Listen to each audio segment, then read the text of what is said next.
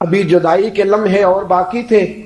حضرت سلمان فارسی رضی اللہ تعالیٰ عنہ فرماتے مدینے کے قریب لے جا کے ام القریٰ ایک بستی تھی, انہوں نے میرے ساتھ دھوکہ کیا. جو لے جانے والے تھے وہ یہودی تھے, انہیں مجھے وہاں جا کے بیچ دیا. میں شہزادہ ناز و نام میں پلا, وہ مجھے مارتے, مجھ سے کام لیتے. کہتے میں وہاں کئی سال رہا اور کہتا یا اللہ میں مار کھانے کو تیار ہوں پر مدینہ تو آ جائے نا, حضور کا شہر تو نصیب ہو جائے نا. حضرت جناب سلمان فارسی کہتے ہیں اس یہودی کا چچا بیٹا, اس کا چچا زاد بھائی, اس کا کزن بنو قریظہ یہودیوں کے محلے سے آیا. مجھے اس نے کام کاج کرتے دیکھا, کھیتی باڑی کرتے دیکھا تو کہنے لگا توجہ ہے آپ کی, جاگ رہے ہیں آپ لوگ, میری بات کی سمجھ آ رہی ہے؟ کہتے ہیں کہنے لگا غلام بیچو گے مجھے دے دو. کہتے ہیں اس نے کہا تو 4 دینار نفع دے تو لے لے. کہتے ہیں اس نے 4 دینار نفع لیا اور مجھے باندھ لیا اونٹ کی پشت پہ, ہاتھ میرے باندھ لیے, پیر باندھ لیے. میں رونے لگا, میں تڑپنے لگا. کہتے ہیں اچانک بنو قریظہ مدینے کا ایک محلہ تھا, یہاں یہودی رہتے تھے. کہتے ہیں وہاں کا وہ رہنے والا شخص اچانک میری آنکھ کھلی تو ٹھنڈی ٹھنڈی ہوائیں, اچانک میں نے آنکھیں کھولی تو کھجوروں کے لمبے چوڑے درخت. فرمایا میں نے دیکھا تو پہاڑیاں بھی معطر معطر سی, فضائیں بھی کرم کرم والی, عطا ہی عطا. کہتے ہیں 2 آنسو گرے اور میں ہنس پڑا, آنکھوں میں آنسو, لبوں پہ مسکراہٹ. حضرت سلمان فارسی رضی اللہ تعالیٰ عنہ کہتے ہیں وہ کہنے لگا تجھے کیا ہوا؟ سارے رستے تو بت تھا, اب کیا ہوا؟ میں نے کہا میری تھکاوٹیں اتر گئی ہیں, میری ریاضتوں کا ثواب مل گیا ہے, میری عبادتوں کا اجر فلہم اجرہم عند ربہم ولا خوف علیہم ولا هم یحزنون, مجھے گوہر مراد مل گیا. کہتے ہیں اس نے مجھے وہاں رکھا, کام کاج کرانے لگا. وقت گزرتا گیا. ایک دن کھجوروں اوپر چڑھ کے میں کھجوریں توڑ رہا تھا, مست تھا. تھوڑی تھوڑی عربی میں نے سیکھ لی, ہلکی پھلکی باتیں سمجھنے لگا, جواب دینے لگا. فارسی نسل تھا. کہتے ہیں میں کھجوریں توڑ رہا تھا, میرے مالک کا بھائی دوڑا دوڑا آیا. توجہ ہے آپ کی؟ آیا, آگے کہنے لگا بھائی پتہ ہے تجھے کیا ہوا ہے؟ پتہ؟ کہتا میں نے کوئی توجہ نہیں دی, یہ روز ایسی باتیں. پتہ ہے تازہ خبر کیا ہے؟ کیا ہوا؟ کہنے لگے وہ جس نے دعویٰ کیا تھا نا نبوت کا وہ مدینے آ گیا ہے. وہ جنہوں نے دعویٰ کیا تھا نا نبوت کا وہ مدینے آ گئے ہیں. حضرت سلمان فارسی کہتے ہیں جو کھجوریں میں توڑ رہا تھا وہ میرے ہاتھ سے گر گئی. یوں لگا کہ جیسے کسی نے آ کے کسی نے آ کے کہا ہو کہ چل تجھے حضور نے بلایا ہے. فرماتے میرے ہاتھ کانپنے لگے. وہ کہنے لگا کدھر ہے وہ؟ کہنے لگا وہ وادی قباء ہے نا, آج بھی جا کے کوئی دیکھے قباء کا ماحول, آج بھی جا کے کوئی دیکھے قباء کا ماحول. طلع البدر علینا کی صدا آتی ہے, طلع البدر علینا کی صدا, کہ ہم ہیں بچیاں نجار کے, وہ ننھی بچیاں جو بیٹھ کر وہاں دف بجاتی تھی, رسول پاک کی جانب اشارے کر کے گاتی تھی کہ ہم ہیں بچیاں نجار کے عالی گھرانے کی, خوشی ہے آمنہ کے لال کے تشریف لانے. ہم ہیں بچیاں نجار کے عالی گھرانے کی, خوشی ہے آمنہ کے لال کے تشریف لانے کی. حضرت سلمان فارسی کہتے کباب, کہتے میں جھٹ سے چھلانگ لگا کے اترا. پہلے میں آیا کرتا تھا پکڑ پکڑ کے, چھلانگ لگائی زمین پہ, اور میں نے اپنے مالک سے کہا یہ کیا کہہ رہا ہے؟ کہتے اس نے تھپڑ مارا, چل اپنا کام کر.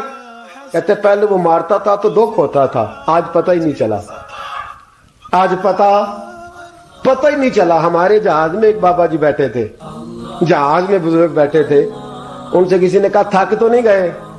کہنے لگے میری 11ویں حاضری ہے, تھک بڑا گیا ہوں پر جب گنبد پہ نظر پڑتی ہے تھکاوٹیں اتر جاتی ہیں, کوئی تھکاوٹ نہیں رہتی. حضرت سلمان فارسی کہتے اس نے مارا, کوئی پتہ نہیں چلا.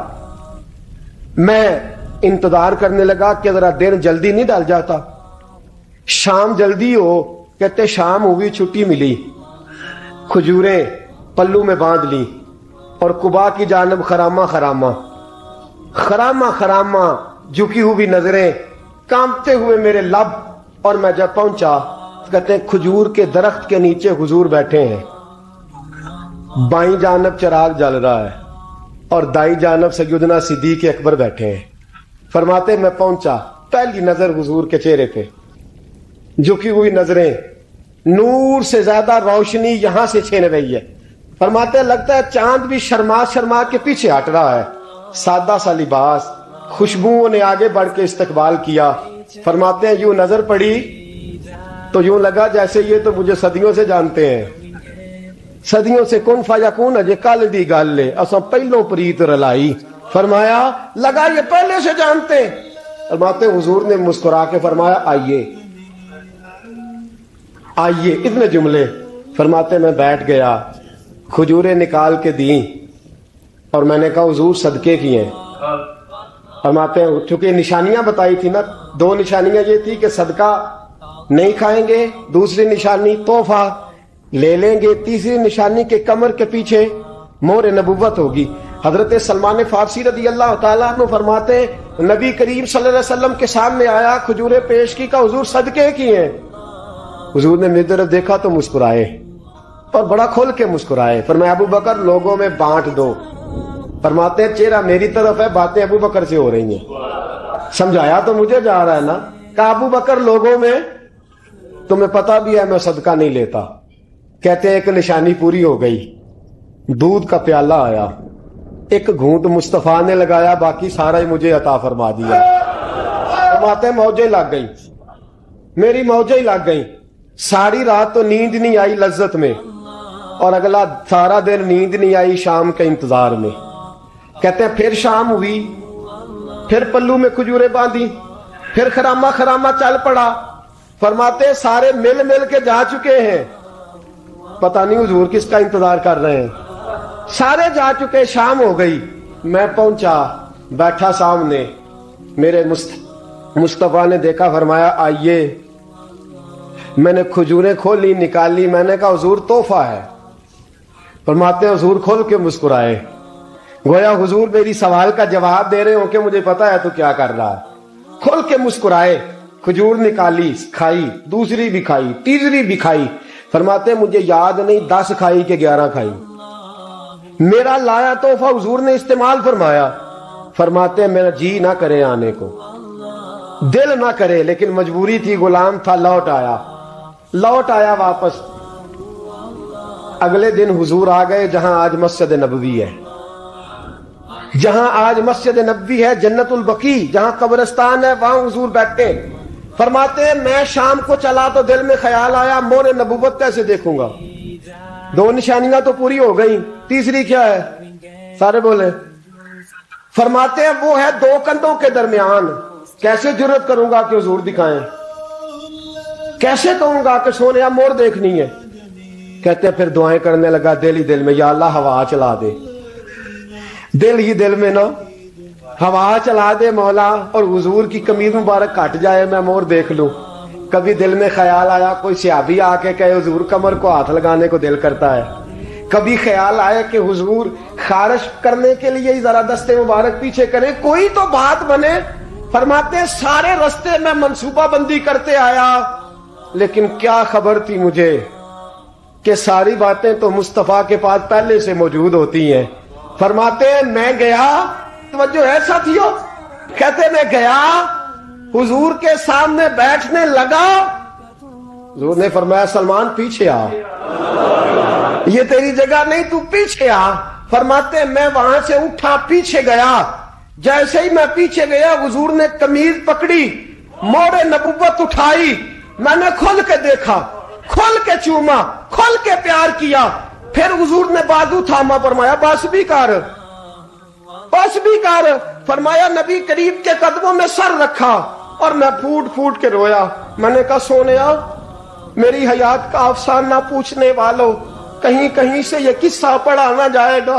सोनिया मैं अस्फहान से चला तो शाम आया, आका मैं शाम से चला तो मूसल पहुंचा, मूसल से नसीबान आया, वहां से मैं तमूरी आया। हुजूर फिर मैं बिका, मैंने किसी के जानवरों को चारा डाला, किसी के घर में सफाई करी, किसी के जूते साफ किए, किसी के कपड़े धोए, बेक बेक के आया हूं, बेक बेक के पहुंचा हूं, मुझे जम के कदम चूमने दे हुजूर, मुझे आज जी भर के ज़ियारतें करने दे। फरमाते हुजूर ने उठाया और जब मेरे रसूल ने मेरा माथा चूमा, हुजूर ने जब मेरी पेशानी पे बोसा दिया, तो फरमाते हैं फिर मैंने पढ़ा कलमा ला इलाहा इल्लल्लाहु मुहम्मदुर रसूलुल्लाह सल्लल्लाहु, फरमाते हैं फिर मैं जानूं और हुजूर। लोगों की चीखें निकल गई, लोग रो पड़े। एक बुजुर्ग उठे, कहने लगे उमर, जब से सलमान आया है यतीम बच्चियों ने कहना शुरू कर दिया है कोई हमें यतीम न कहे। जब से सलमान आया है भूखों ने कहना शुरू कर दिया है कोई हमें भूखा न कहे। जब से सलमान आया है बेआसरा लोगों ने कहना शुरू कर दिया है अब हमारे पास बहुत बड़ा आसरा है। जब से सलमान आया है बेघरों को घर मिल गए हैं। कहा वो लाचार बीमार जिनके करीब कोई नहीं जाता था, सलमान उन्हें पास बिठा लेता है। खुदारा हमारा गवर्नर ना बदलिएगा। हजरत सलमान फारसी खड़े हो गए, कहने लगे मैं बूढ़ा हो गया हूं, अब मेरे अंदर ताकतें नहीं रही। खुदारा, कभी ऐसा हुआ है कोई हुक्मरान जाए तो लोग रोए? रो रो के लोगों ने कहा खुदारा हमारा गवर्नर ना बदला जाए। हजरत उस्मान ने कहा मुझे माफ कर दो, मैं ऐसे आदमी का नाम पेश करता हूं जो मुझसे भी बेहतर है। कौन? कहा मैं हजरत साद बिन अबी वकास का नाम गवर्नर के लिए पेश करता हूं।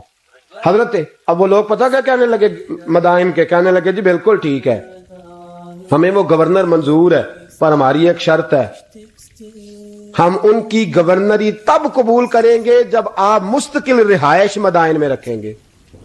हम आपको यहां रहने नहीं देंगे, आपको वहीं रहना पड़ेगा। इतनी मोहब्बतें, इतना प्यार।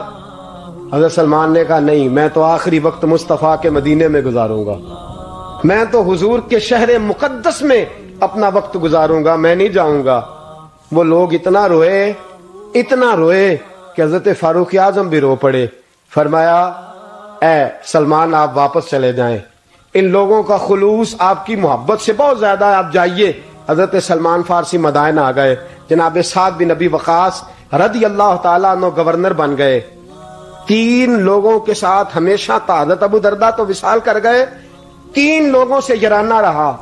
एक हजरत अब्दुल्ला बिन सलाम से, एक हजरत साद बिन नबी वकास से क्योंकि वो पास थे, और तीसरा अक्सर टाइम निकाल के मदीने जाते थे। किस लिए आए हो? कहा एक तो रोजा रसूल की जियारत करने आया हूं, और दूसरा मैं इमाम हसन से मिलने आया हूं। सारी जिंदगी नबी पाक के नवासों के पास आते, बात कोई ना करते, जिक्र कोई ना करते। हुजूर के शहजादों के पास आते, इमाम हसन से हाथ मिलाते, इमाम हसन का चेहरा देखते रहते, आंसू बहाते रहते। कितनी देर खड़े रहते, इमाम हसन की जियारत करते, वापस चले जाते। जब बूढ़े हो गए, ज्यादा कमजोरी आई, तो हजरत साद बिन नबी वकास को पैगाम दिया। कहा किसी तरीके मदीने पैगाम भेजिए और इमाम हसन से कहिए मैं आपके नाना का नौकर हूं, ताकत नहीं रही अब चल के मदीने आ सकूं। उमर मुझे पाबंद कर गए थे कि मैंने, हजरत उस्मान का दौर आ गया कि मैंने अब मदाइन में ही वक्त गुजारना है। अगर हो सके तो आखिरी बार एक बार मुझे आके मिल तो जाएं। इमाम हसन आते हैं तो मुझे लगता है जलवाए मुस्तफ़ा की जियारत हो गई है। हजरत साद बिन नबी वकास ने पैगाम भेजा। इमाम हसन वहां से चले, मदाइन आए। जैसे ही इमाम हसन दरवाजे से दाखिल हुए, बूढ़े हजरत सलमान फारसी, बूढ़े, नकाहत इतनी है कि उठा नहीं जाता। इमाम हसन आए तो हजरत सलमान फारसी ने रोना शुरू कर दिया, तड़पना शुरू कर दिया।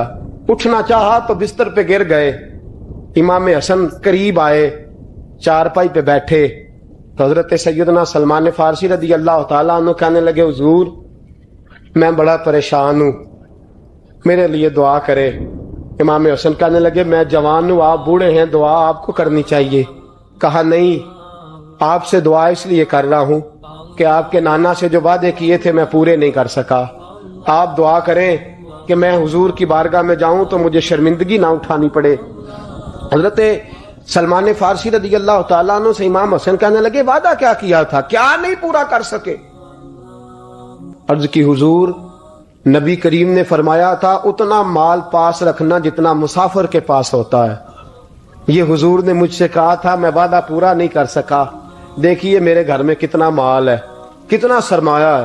امام حسن کہتے ہیں میں نے مال دیکھا تو ایک مٹکا پانی پینے کا، 2 پیالے پانی پینے کے، ایک مشکیزہ، ایک چٹائی وہ بھی ٹوٹی ہوئی. فرماتے ہیں میں نے کل مال کا حساب لگایا تو میں نے کہا حضور یہ تو 15 دینار سے زیادہ نہیں بنے گا، رو کیوں رہے ہیں؟ کہنے لگا امام حسن سے عجیب جملے ہیں، عجیب جملے ہیں.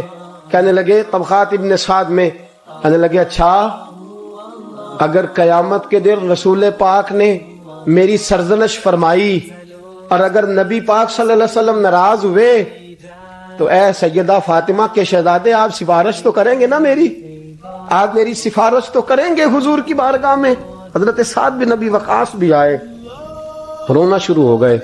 کہا ہاں مجھے امید ہے کہ آپ کی سرزنش نہیں ہوگی، آپ کو بغیر حساب کتاب جنت ملے گی.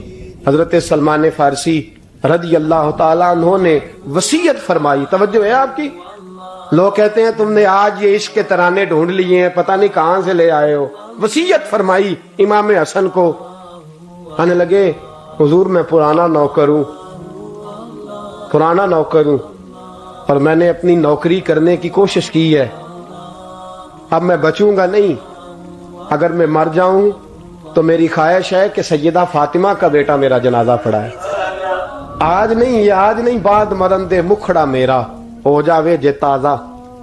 سمجھ لینا محبوب میرے نے آن پڑھیا جنازہ.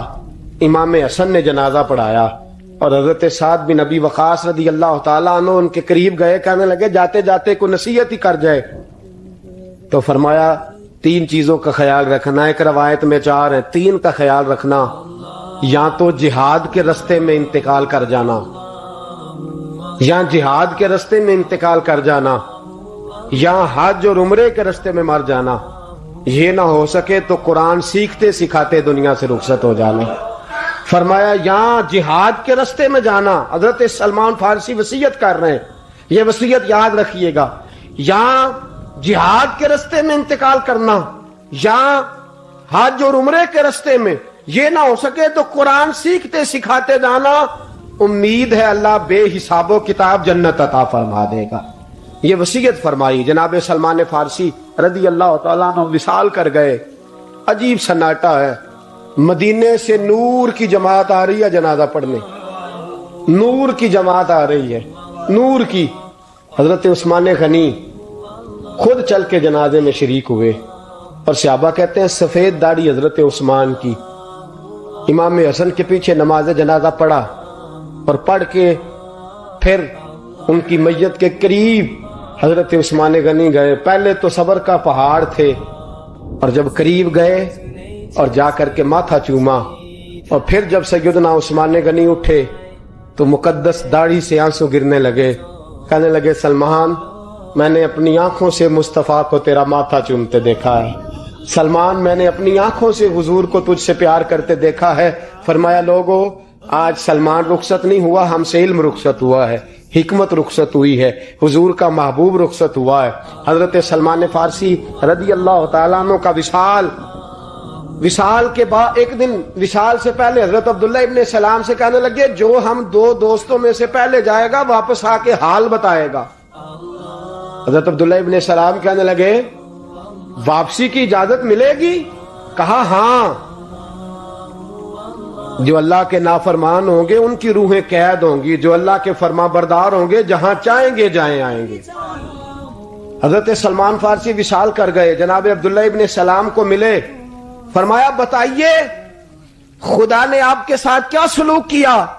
تو حضرت سلمان فارسی کہنے لگے رب نے فرمایا فرشتو سلمان سے حساب نہ پوچھ لینا، فرشتوں سلمان سے حساب نہ پوچھ لینا، اس لیے کہ سلمان فارسی رضی اللہ تعالیٰ عنہ کا عالم یہ ہے کہ ان کے دل نے ہمیشہ میری ذات پہ بھروسہ کیا، ہمیشہ میرے اوپر بھروسہ کر کے رکھا ہے، لہذا مجھ سے کوئی حساب نہیں لیا گیا اور بغیر حساب کتاب میری بخشش کر دی گئی.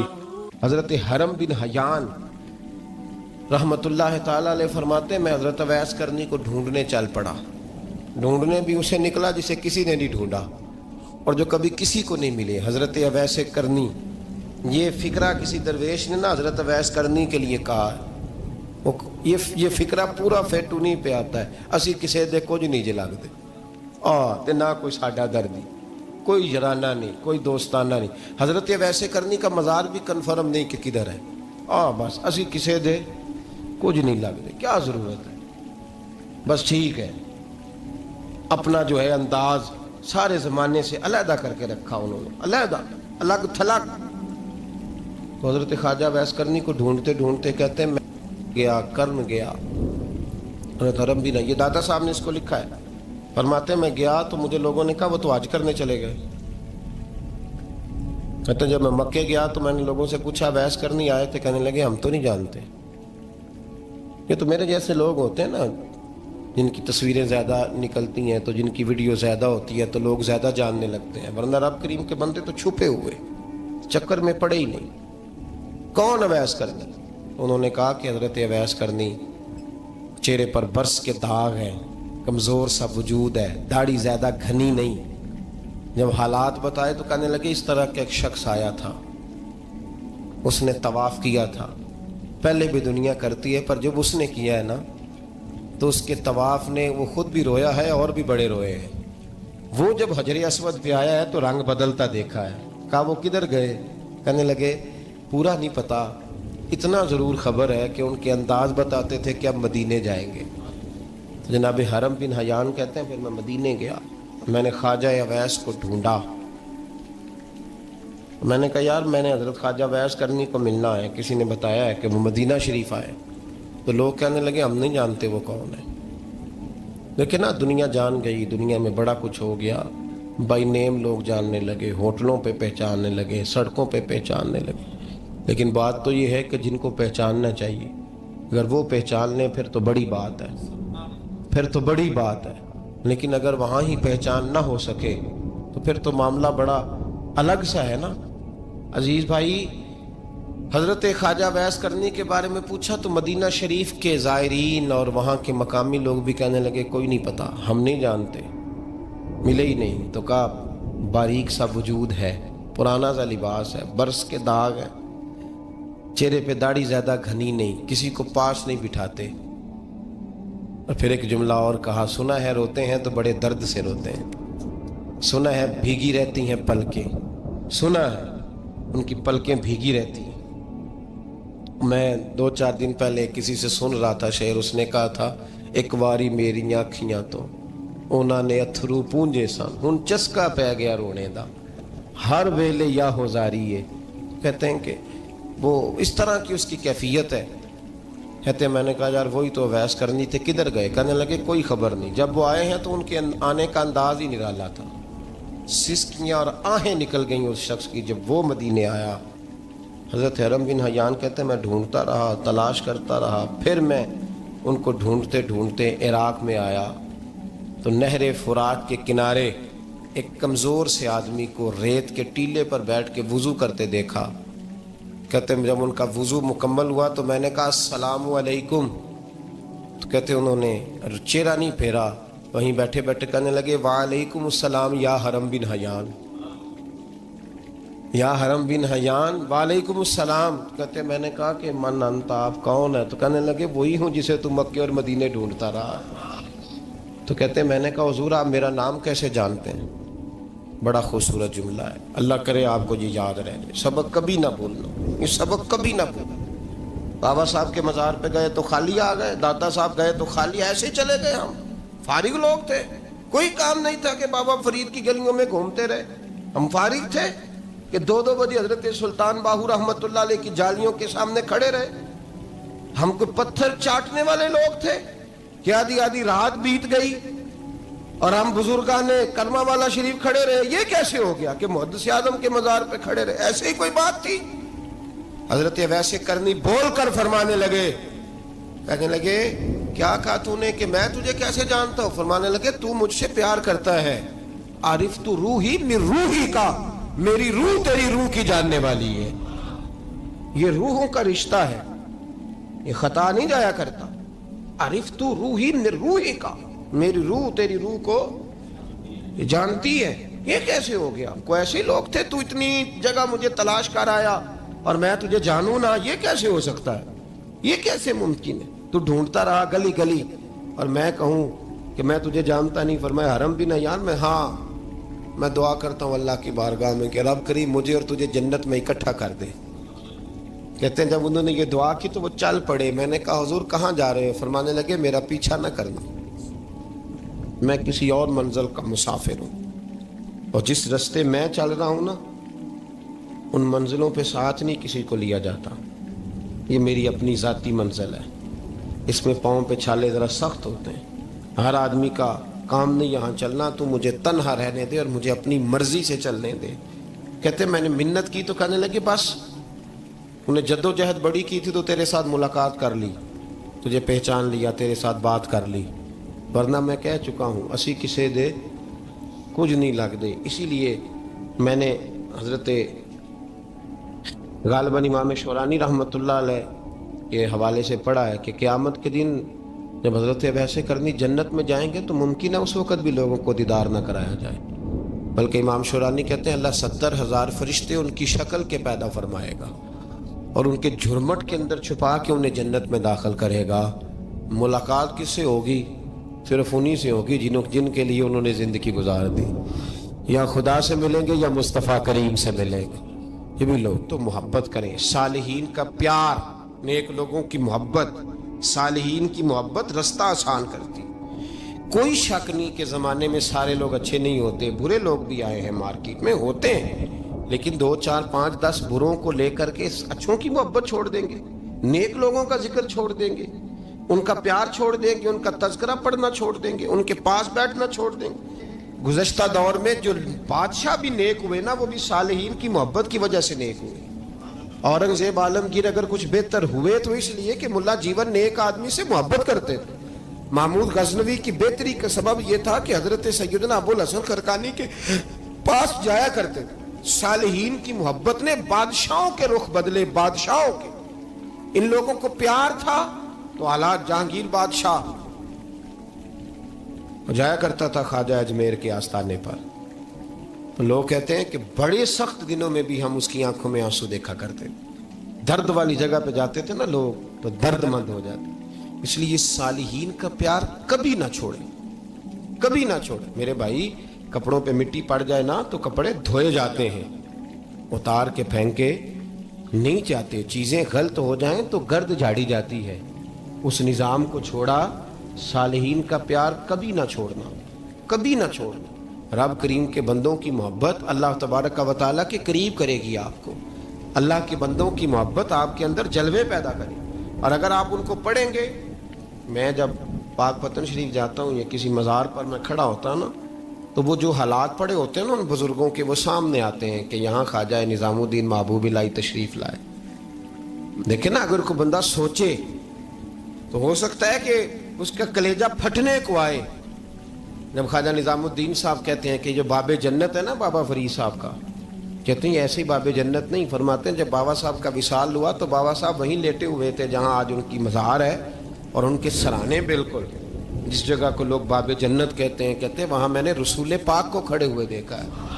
اب کوئی آدمی حضور کی خوشبو محسوس, اس کا ایک ارادہ بن گیا نا کہ یہاں حضور کھڑے تھے, اس پر کیفیت کیا طاری ہوگی, اس پر انداز کیا ہوگا, اس پر وارد کیا ہوگا, وہ کہاں پہنچ جائے گا 1-2 منٹ کے اندر. تو یہ تو اس وقت ہے جب اس کے محسوسات ہوں گے, جب وہ نظریاتی طور پر اس بات سے متفق ہوگا, جب وہ خوشبو محسوس کرنے کی صلاحیت رکھتا ہوگا. ایک بات عذرائے محبت ہے, کہہ دیتا ہوں چونکہ سوالات ہوتے رہتے, کہہ دیتا ہوں. اعلیٰ حضرت کے ایک مرید تھے مولانا حشمت علی خان صاحب رحمۃ اللہ, بڑے تگڑے آدمی, جن لوگوں کی پوزیشن بڑی سخت فاضل لوگ ہوتے ہیں نا, اور حاضر جواب 1 منٹ سے پہلے. پاک پتن شریف گئے تو باب جنت سے گزر کے آئے. باب جنت سے کسی ہمارے عالم نے نہیں لکھا کہ جب وہاں سے گزر گیا آپ توبہ نہ کرے اور کوئی اچھا عمل نہ کرے تو جنت میں جائے گا. بس یہ کہا کہ ایک دروازہ ہے جہاں خواجہ نظام نے حضور علیہ السلام کو کھڑے دیکھا, گزر جائے کوئی تو الحمدللہ اس کے لیے ایک برکت ہے. لیکن کسی شخص نے یہ نہیں کہا کہ اب وہاں سے نکل کے آ جائے اور معاذ اللہ جھوٹ بولے، جو مرضی کرے اور کہ میں جنتی ہو گیا. یہ معنی کسی بندے نے بھی بیان نہیں کیا. ہاں وہاں سے گزر کے آئے، سچی توبہ کرے، بعد میں اپنے اعمال پہ محنت کرے، اللہ اسے برکت عطا کرے گا. فرماتے ہیں میں پاک پتن شریف سے ہو کے آیا، رش بڑا تھا، اس کے ایام تھے، تو باب جنت سے گزر کے آیا تو میں بس کی چھت پہ بیٹھ گیا. کچھ اور لوگ بھی تھے، تو ان میں سے کچھ ایسے صاحبان بھی تھے جن کو بیماری ہوتی ہے چھیڑ کے رکھنے کی، کوئی نہ کوئی بات کیے رہتے ہیں، یہ ہو گیا تو وہ ہو گیا. کہتے ہیں انہوں نے بات چھیڑ دی، مولانا کہاں سے آ رہے ہو؟ تو میں نے کہا پاک پتن شریف. تو کہنے لگے کہ آپ وہ بہشتی دروازہ جس کو کہتے ہیں باب جنت، وہاں سے بھی گزرے ہیں؟ کہنے لگے الحمدللہ، لائن تو بڑی لمبی تھی پر موقع مل ہی گیا ہے، گزر گیا ہوں وہاں سے. تو کہتے ہیں مجھے سونگنے لگ گئے. کہنے لگے پھر تو آپ جنتی ہو گئے ہوں گے، پر آپ کے پاس سے جنت کی خوشبو نہیں آ رہی. تنزیہ انہوں نے کہا، تنزیہ. تو کہتے ہیں انہوں نے طنز کیا تو مجھے بھی حق حاصل تھا، جواب در جواب کی تو اجازت ہونی چاہیے نا. میں نے کہا مولانا کیوں، آپ کیوں سونگ رہے ہیں؟ کہنے لگے میں نے حدیث پاک میں پڑھا ہے کہ جنتی 500 سال بھی دور ہوگا تو اس کے پاس سے خوشبو آئے گی، یعنی 500 سال لگیں گے ابھی اس تک، تو پھر بھی جنت کی خوشبو آئے گی، تو آپ سے تو کوئی نہیں آ رہی. کہتے ہیں میں نے ان سے کہا آپ نے ایک حدیث پڑھی ہے، اگلی بھی پڑھ لینی تھی. حضور نے فرمایا جہنمی کو جنت کی خوشبو کوئی نہیں آئے گی. یہ نہیں پڑھی ہے آپ نے حدیث؟ یہ نہیں نظر سے گزری؟ تو کہتے ہیں اب وہ مولانا مجھ سے معذرت کرنے لگے، کہنے لگے یار آپ تو ناراض ہی ہو گئے. تو میں نے کہا بھی آپ نے کیوں چھیڑی بات؟ میں نے آپ سے کوئی ڈسکس کیا؟ آپ نے پوچھا کہاں سے، آپ پھر آپ ہی نے کہہ دیا کہ وہاں سے گزرے کہ نہیں جنتی دروازے سے، اور پھر آپ نے ہی اعتراض کر دیا. تو پھر ہمیں اتنا تو حق حاصل ہے نا، ہم آپ بھی کرتے ہیں تو ہو جاتے ہیں بدنام، اور تم قتل بھی کر دو تو چرچا نہیں ہوتا. ہمیں بھی تو حق حاصل ہے نا، اتنا تو جواب در جواب ہم دے سکتے ہیں. تو بھائی اس لیے صالحین کی محبت کبھی نہ چھوڑیں، اللہ کے بندوں کا پیار کبھی نہ چھوڑیں. کسی بزرگ کا ذکر ہو، کسی صحابی کی بات ہو، اہل بیت نبی، حتیٰ کہ انبیاء کرام علیہ السلام، اللہ کے انبیاء کی محبت، ان کی تعظیم، ان کا اکرام اپنے دل میں بٹھائیں، اس کو جگہ دیں. یہ تکمیل ایمان کے لیے بڑا ضروری ہے. فقط استکمل الایمان کے لفظ آئے حدیث میں. اگر تکمیل ایمان چاہیے، اللہ کی رضا کے لیے لوگوں سے محبت کرنی چاہیے. اللہ عمل کی توفیق عطا فرمائے.